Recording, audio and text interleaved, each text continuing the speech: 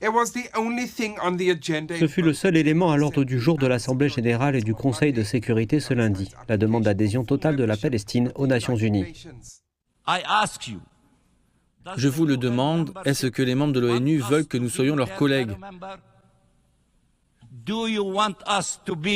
Voulez-vous que nous soyons vos collègues en tant que membres des Nations unies?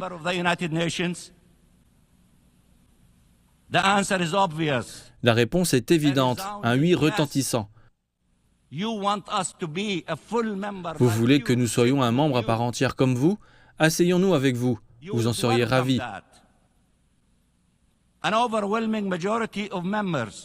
Une écrasante majorité de membres a exprimé à plusieurs reprises son soutien à l'adhésion de la Palestine en tant que membre à part entière, dans le cadre de leur soutien intégral à notre indépendance.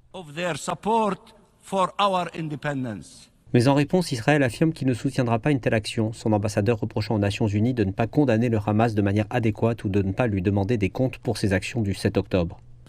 Ce sera la récompense la plus vile des crimes les plus vils sur laquelle le Conseil de sécurité est en train de délibérer, accordant aux auteurs et aux partisans du 7 octobre le statut de membre à part entière au sein de l'ONU. Au Conseil de sécurité, une décision a été prise de transmettre la demande à son comité d'admission qui se réunira lundi sur instruction du président du Conseil.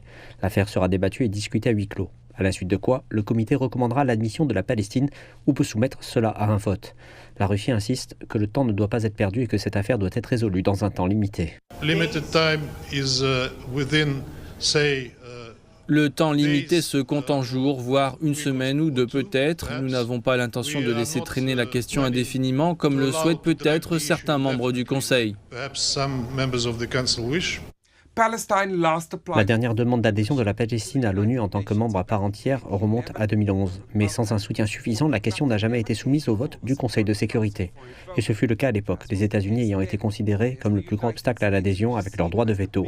Ils estiment que la pleine adhésion ne doit intervenir pour la Palestine qu'après qu'elle aura négocié un accord total de paix avec Israël.